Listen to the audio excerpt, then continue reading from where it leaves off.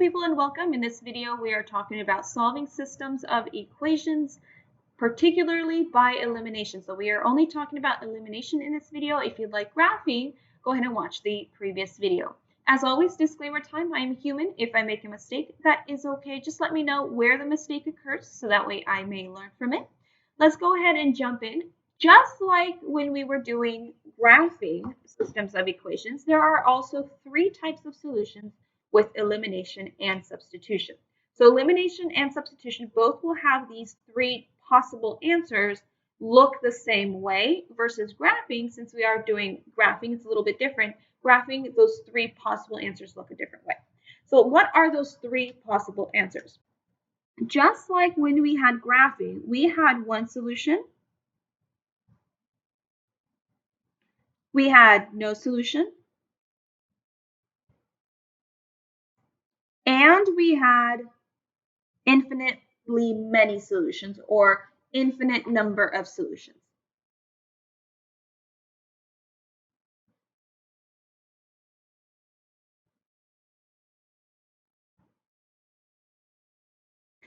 So when you have no solution, let's start with these two. When you have no solution or infinite number of solutions, you kind of want, I'm giggling a little bit here because you kind of want those because it's the least amount of work. So when you have no solution, you always have a false statement. So an always false statement. When you get an always false statement, that means it doesn't work. It's false. It's not true. Therefore, it is no solution, or the system has no possible answer. So how would a always false statement look like? An always false statement would be something like -3 is equal to 5. -3 is never equal to 5. It's not the same thing. If I don't have 3 apples, but I have 5 apples, that doesn't mean that those two values are equal. That is always false statement. So when you get a statement like that, it is false. Therefore, you stop working and your answer is no solution. You would write no solution. Now, for an infinite number of solutions, it's kind of the opposite. You get an always true statement.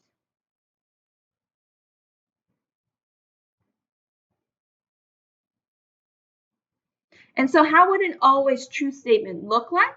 Well, as you're solving for x and for y, you are getting an answer that looks like this. 5 is equal to 5. Or you can get x is equal to x. When you get something like that, that means 5 is 5. That is true. X is x. That is true. No matter what you put in for x, it's always going to be true. No matter what you do here, 5 is equal to 5. There's no way to change this to be false. So because we have an always true statement, you would stop there and you would write infinite number of solutions or infinitely many solutions, whichever statement you prefer. Now, if you have one solution, this is where it's going to be the majority of your questions are going to end up being one solution because it takes the most amount of work to solve. What you're going to do for one solution is your step number one is you're either going to solve for x, then you're going to solve for y, or you can solve for y first, then solve for x. So your one solution would be a value. You get a value for x and you get a value for y. You put them together. And that is your answer. So you're going to solve for x. You're going to solve for y. And your answer will contain both. We'll have your x, comma, your y. And just like it is for graphing, you're going to have a number for x, comma, a number for y, and that's going to be your answer. You're not actually going to write one solution. You're going to tell me exactly what that one solution is. Those are our three options. All right, let's go ahead and jump into examples. I'm going to try to give you some steps while we are working through those examples. Okay, let's start with example number 1.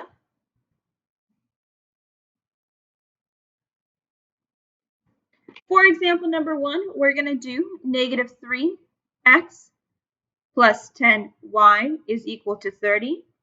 And here I have a 3x minus 10y is equal to negative 30. So let's try to come up with some steps here. Whenever you're solving a system of equation by elimination, your goal is to eliminate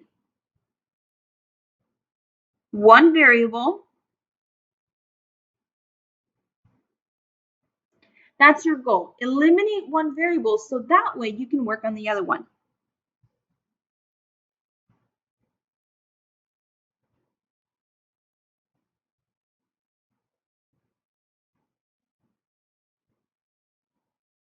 So how do we eliminate one variable so that way we can solve for the other variable?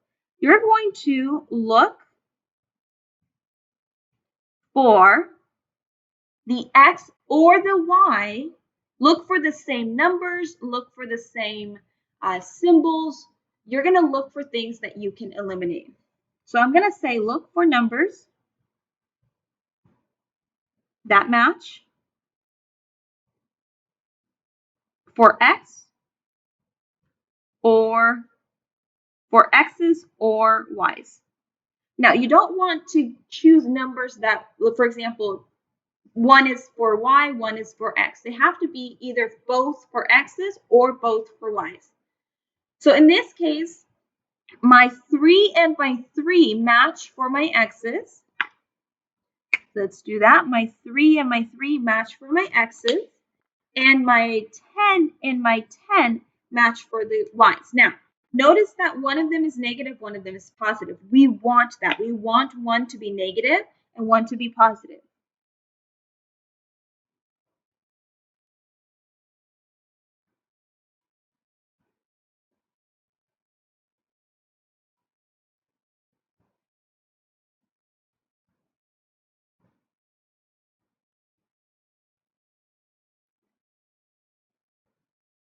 I think I misspelled positive. That's embarrassing.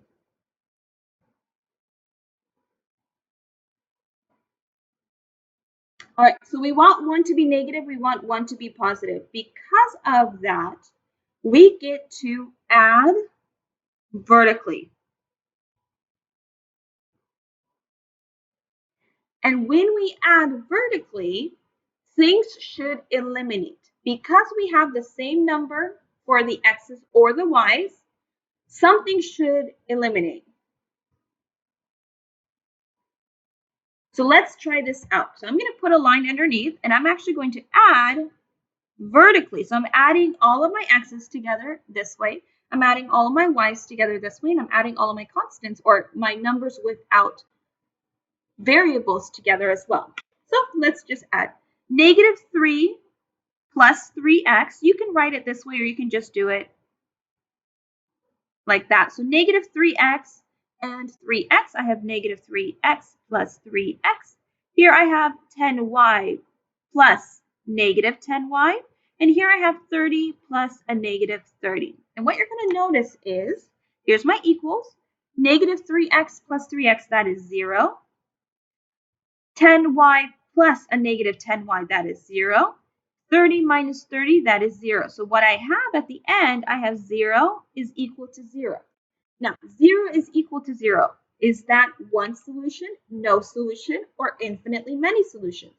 0 is 0. Is that always true, always positive, or have I solved for x or have I solved for y? In this case, 0 equals 0 is an always true statement.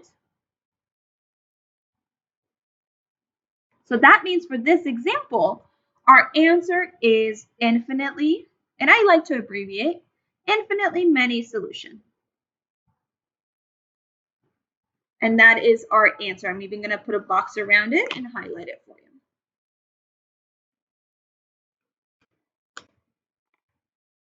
All right, let's go ahead and take these rules or take these steps and apply it to a different example and add more steps to it as we get more complicated questions. So example number 2. For example number 2, what we have is a negative 5x plus 2y is equal to negative 6. And I have 2x plus 2y is equal to 8. So I'm still going to be using these steps. I'm not going to rewrite them. I'm going to just read them. So what do I have here? Let me actually shift this a little bit this way. There we go. So our goal is to eliminate one variable so that way you can solve for the other variable. So look for numbers that match for x's or for y's. So I have a 2 here for my y, I have a 2 here for my x, and I have a 2 here for my y. So look for numbers that match for x's or for y's. In this case, I cannot take this 2 because it's an x. However, I have 2 and 2, top and bottom for y. So I'm going to take it. We want one negative and one positive. So because both of them are positives, I'm actually going to multiply all of this by negative 1. And what happens when you multiply by negative 1 is all of the symbols change on the bottom. So what I'm going to have here is a negative 2x, negative 2y equal to a negative 8.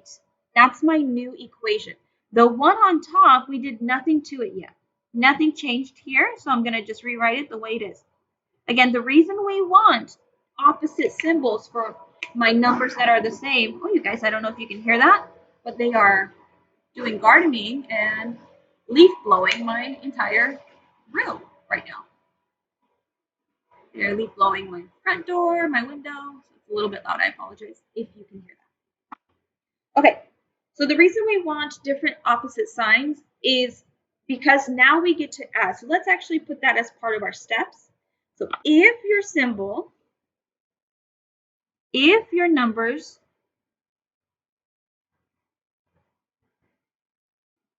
for x's or y's, the one that you are eliminating, not just random ones, just the one that you are eliminating. If the numbers for x's or y's, the one you are eliminating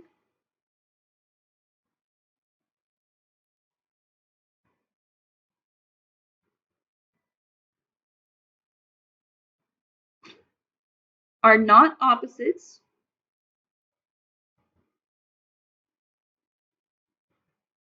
change all the signs to one equation.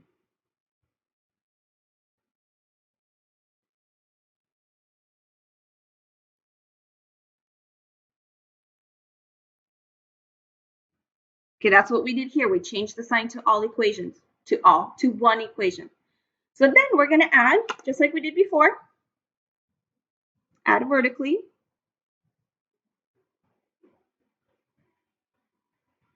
So here it is. We're going to add vertically. So I have a negative 5x plus negative 2x. Here I have negative, just kidding, I have a positive 2y plus a negative 2y. And I have a negative 6 minus 8. You don't have to write it this way. It just may be easier for you to see. We're going to combine all of these. Here's my equal sign. So negative 5x plus a negative 2x. That is a negative 7x. Here I have a negative 2y and a positive 2y. That equals to 0. That crosses out. Here I have a negative 6 plus a negative 8. That is, using my fingers, 8, 9, 10, 11, 12, 13, 14. So what do I have here? I have negative 7x is equal to 14. Now again, what is our objective? Is we're trying to solve for this variable. We're trying to solve for the variable that we did not cancel out. In this case, we are solving for x. It doesn't matter which one you solve for first. So now I'm going to divide by 7, divide by negative 7 both sides. X is now equal to negative 2. Now, are you done? Is this your answer? No, this is not your answer.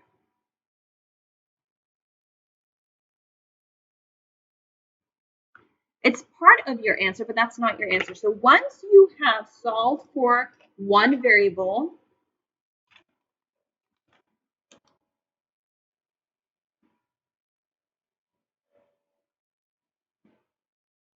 I'm going to say here, after you add vertically, you're going to solve for the leftover variable.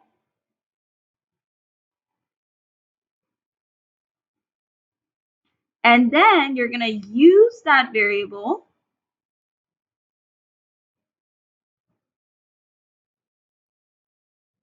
to solve for the other one.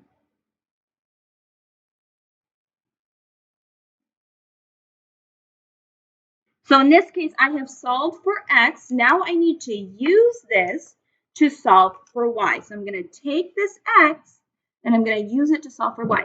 How do I do that? You're going to choose one of your equations. It doesn't matter which one.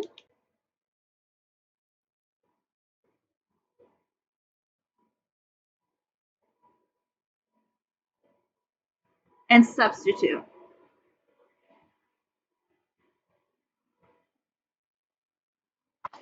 So let's do that. I'm going to choose this bottom one right here, 2x plus 2y is equal to 8. Why did I choose that one? Because I think having two 2's is easier. It doesn't matter which one you choose. Choose the one that's easier for you.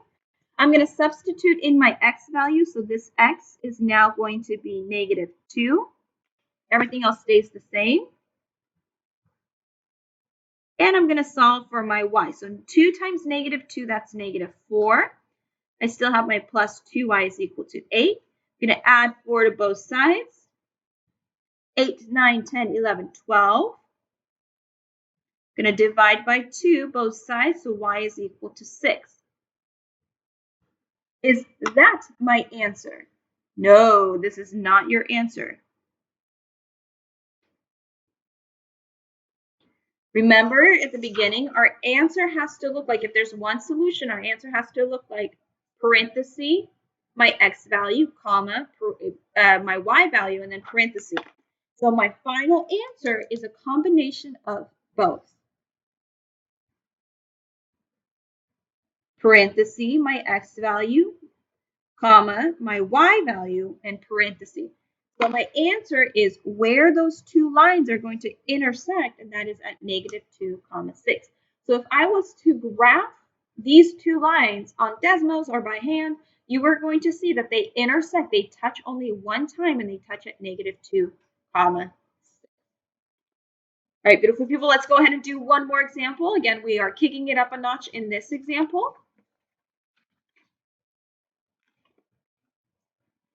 Now, in example number 3, there's going to be something that's a little bit different. Example 3, and let's do -6x minus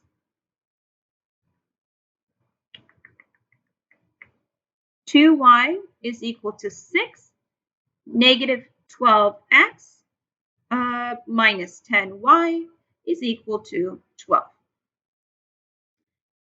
So step number 1, your goal, let me bring this back, is to eliminate one variable so you can solve for the other one. You're going to look for numbers that match for the x's or numbers that match for the y's. We want one to be negative and we want one to be positive. So let's look here. Here are my x's. Do the numbers match? I have a -6 on top and I have a -12 on the bottom. No, they do not match. Here I have a 2 for my y's and I have a 10 for my y's. Do they match? No. So because they don't match, so when numbers do not match,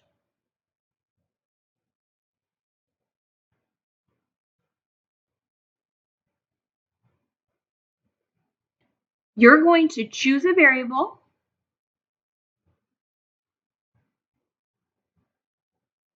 whatever is going to be easier to. You're going to multiply one or both, depending on what you need, equations by a number that gives you the same number for x's or for y's. Okay, so because these don't match, we're going to choose a variable. Which variable do you want? Do you want to eliminate x or do you want to eliminate y? I'm going to choose to eliminate y. Now, is there a reason I chose y? Not really. I think 2 and 10, simpler numbers, 6 and 12, also easy numbers. It doesn't matter. Just choose whichever variable you want to eliminate. I'm going to choose y. So because I chose y, I'm going to multiply one or both equations by the number that gives you the same number for my y's. This is how I'm going to look. I need my -2 and my -10 to match. How can I force this? How can I make my -2 match my -10? Now keep in mind, you want one number positive and one number negative. And the reason, again, is because we want to add and eliminate later on. So I know that if I multiply, here's my thinking bubble. I know that 2 times 5 equals 10. So I can multiply this 2 by 5 to get me 10, which is what I need. However, I want a positive 10. This right now is a negative. So if I simply multiply by 5, it's going to give me a -10. But I don't want a negative. I want a positive. So I'm going to multiply all terms. You have to multiply both or one equations by a number that gives you the same. So you have to multiply all of it. What that means is every single term here is going to be multiplied by a -5.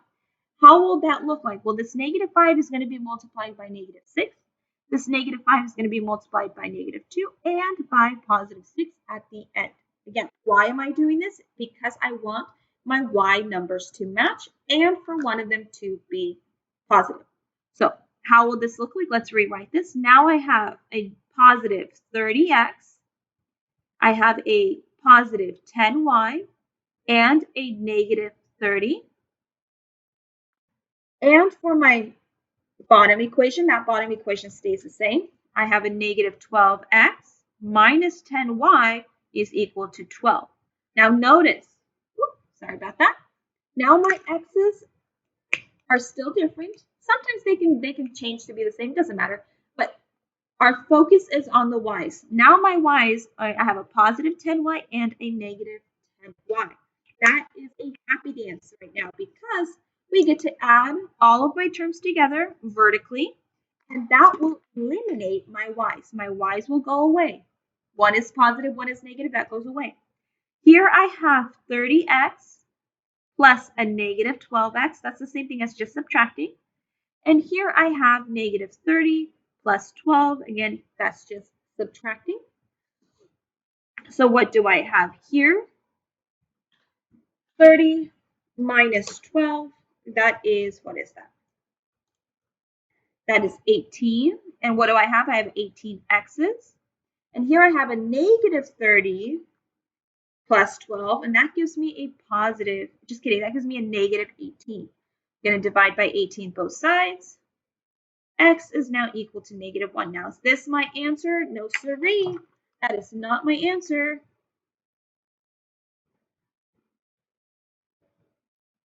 It's not the answer. We're going to take that X and we're going to plug it into one of our equations for Y. Now, it doesn't matter which equation you choose. I'm going to choose the one before we did anything to it. So I'm going to choose -6x minus 2y is equal to 6.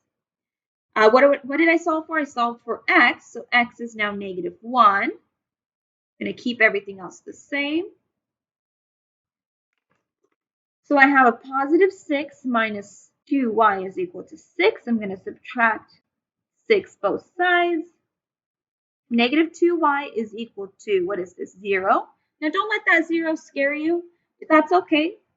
We are going to still divide by -2. Y is equal to, this says -2 times what equals 0. So -2 times 0 is 0. So y is 0. Is that our answer? No, it is not. We have a combination. Since we have one solution, we have a combination and our answer is -1, 0.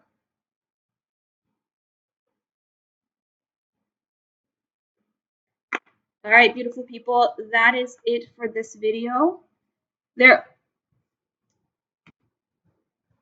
system of equations are pretty complicated because it requires you to use prior knowledge. Everything we've done so far in the semester, you are using when you're solving these system of equations. So it's okay to struggle. Please reach out if you have any questions.